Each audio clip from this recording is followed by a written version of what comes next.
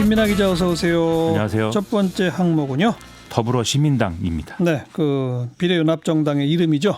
그렇죠. 이 플랫폼 정당을 표방했던 시민을 위하여가 오늘 기본소득당, 시대전환, 가자환경당, 가자평화인권당과 함께 기자회견을 열고 당명을 더불어시민당으로 결정했다 이렇게 밝혔는데요. 그러면서 뭐 비례대표 추천 등의 어떤 원칙이라든지 운영 방법 이런 것들에 대해서 언급을 쭉 했습니다. 그 정치개혁연합하고는 하나로 합치지 않나요? 그 계속 협의는 진행을 하겠지만 일정이 촉박하기 때문에 사실상 무리다라는 취지로 이제 언급을 하고 있는데요.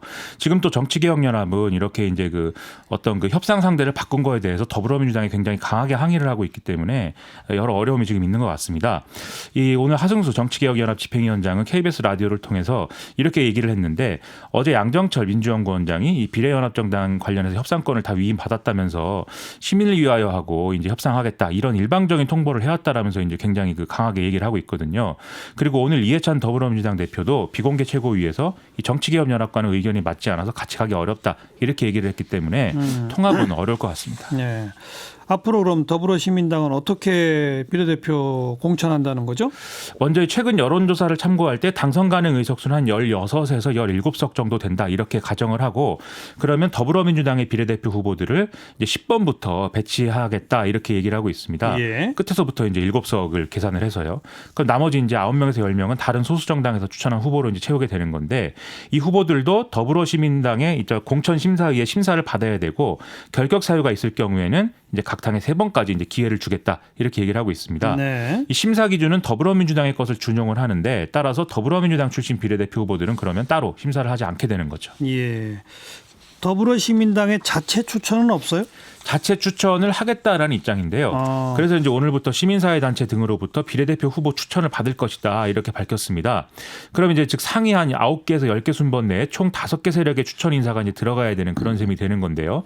앞서 4개 정당에 한 석씩 배분을 하고 민주당 후순위 7개를 제외한 나머지에 대해서 시민단체 출신의 이제 후보들로 채우겠다 이런 얘기를 하고 있습니다. 선거 끝나면 당선된 사람들은 어떻게 된다는 거죠? 이 소수 원외정당에서 온 후보들은 원래 소속당으로 돌려보내고 시민사회로부터 추천받은 이 더불어시민당의 자체 추천 후보들의 경우에는 이 각자의 스스로 판단에 맡기겠다 이런 입장을 얘기를 하고 있습니다. 그럼 더불어시민당이 계속 유지될 수도 있는 거네요. 만약에 이 후보들이 뭐 아무 당으로도 안 가겠다 이렇게 얘기를 하면은 그렇게 유지가 될 필요가 있을 거고요. 또 비례대표 의원이 결혼이 생길 때 승계를 해야 되는 이런 이유 때문에 이 더불어시민당이라는 틀 자체는 유지될 필요가 있다. 이런 지적을 하는 경우도 있습니다. 그리고 이제 그 소수 정당 출신들이 이렇게 좀 복당한 후에 이 남아 있는 사람들의 의사에 따라서 더불어민주당과 합당하는 것도 뭐 경우에 따라서는 가능할 것으로 좀 추측이 됩니다. 근데 그 법원에서 왜 셀프 제명 안 된다고 했던 거 그게 뭐 작용하는 건 없어요? 이게 그게 있기 때문에 소수 정당 출신들의 원대 복귀가 아무래도 어려워진 거 아니냐 이렇게 볼 수가 있는데요. 더불어시민당 측은 당원 당규상의 이제 국회의원 제명권을 당 대표에게 주는 방식으로 이 문제를 피해갈 수 있다 이렇게 설명을 했습니다. 예. 즉 당대표가 제명하는 거는 이번에 이제 그 가처분된 셀프 제명의 경우에 해당하지 않는다라는 얘기를 하는 건데요.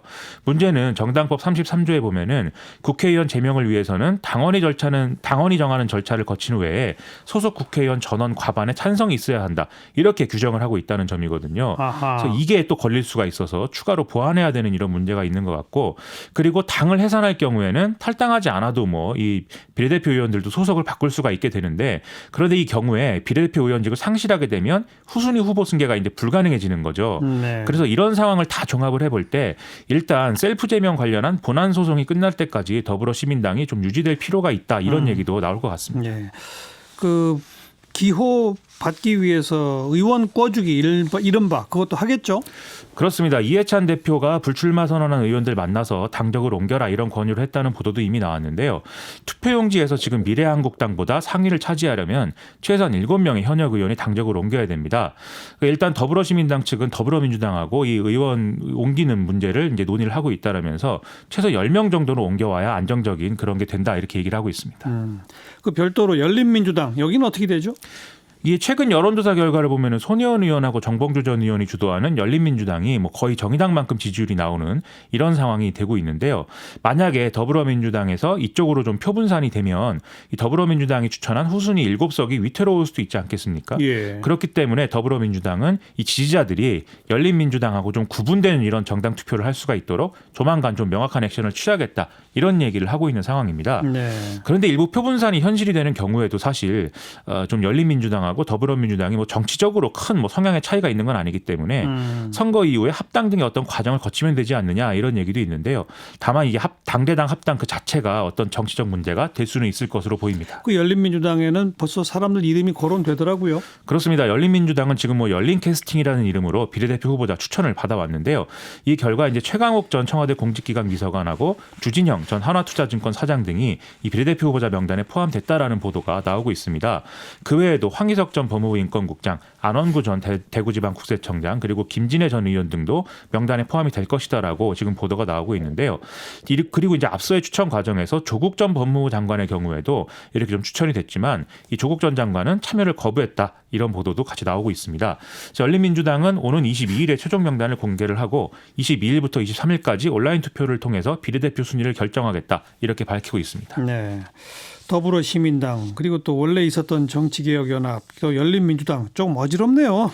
그렇죠. 이게 더불어시민당이 이렇게 가는 것은 그동안에 이루어졌던 논의하고 비교할 때 더불어민주당의 위성정당이라는 성격이 보다 강해진 것이다. 이렇게 볼 수가 있을 것 같은데요. 네. 시민단체로부터 자체 추천을 뭐 받는다고 하는데 어쨌든 이 당의 성향을 고려할 때는 선거법 개정 이전에 더불어민주당의 시민단체 인사 등을 좀 비례대표 후보로 공천한 것하고 결과적으로 크게 다르지 않은 상황이 될 수 있다. 이런 점도 있는 거거든요. 예. 그리고 앞서 말씀드린 열린민주당의 경우도 더불어민주당에서 직접 공천받는 건 부담스러운 인사들이 선택할 수 있는 어떤 우회로처럼 지금 보일 수도 있는 상황이어서 이게 자칫 잘못하면 정치가 희화화되는 그런 결과가 될 수 있어서 좀 걱정입니다. 네.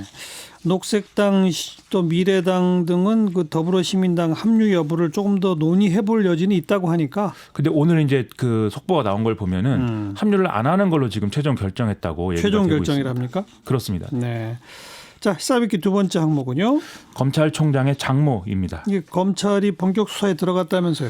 서울중앙지검은 오늘 윤석열 검찰총장의 장모 최모 씨가 고소고발당한 사건을 형사 1부에 배당했다 이렇게 오늘 밝혔는데요. 윤석열 총장은 고발장 접수 이후에 자신에게 수사 상황을 일절 보고하지 말라고 지시했다라는 보도가 나온 바 있습니다. 그리고 또 어제 KBS 보도에 의하면은 이미 경찰이 또 이런 건에 대해서 검찰보다 먼저 수사에 착수한 상황이다라고 해서 이게 어떻게 되는 거냐 관심이 집중되고 있습니다. 사건 내용이 뭐죠? 이게 사건 내용이 여러 가지가 있어서 좀 혼란스러운 상황인데요. 일단 서울중앙지검에 배당된 거는 소송 사기와 관련된 겁니다. 그래서 윤석열 총장의 장모 최모 씨를 정모 씨가 고발을 했는데 지난 2003년 최모 씨하고 부동산을 두고 금전 거래를 하다가 약정서에 나와 있는 대로 돈을 받지 못했다. 이런 이유였다는 거거든요. 그런데 재판 과정에서 이 윤 총장의 이 장모인 최모 씨가 약정서 체결에 동석했던 법무사 백모 씨에게 금품을 주고 자신에게 이제 유리한 진술을 이제 하도록 했다. 이런 얘기였습니다. 정모 씨는 백모 씨의 자술서를 근거로 해서 최모 씨를 그래서 고소를 했는데 이걸 검찰은 또 무고로 판단을 해서 정모 씨를 재판에 넘겼고 정모 씨가 2017년 10월 달에 구속이 되면서 이런 이제 사건이 된 것입니다. 네. 2003년이면 참 오래전 일이네요. 시작은. 그렇죠. 이게 그래서 윤석열 총장과 결혼하기 전 사건이어서 이렇게 좀 밀접한 관련이 없는 거 아니냐라는 얘기도 있는데요. 문제는 결혼한 이후의 사건도 이제 논란이 되고 있다는 점입니다. 윤석열 총장의 장모 최모 씨가 2013년 동업자 안모 씨하고 뭐 이익을 나누다가 뭐 증명서 위조했다 이런 건이어서 이것도 좀 2013년 건도 있다. 그렇습니다. 검찰 수사 본격 착수했다니까 일단은 지켜봐야죠. 그렇죠. 네. 수고하셨어요. 고맙습니다. 김민아 기자였어요.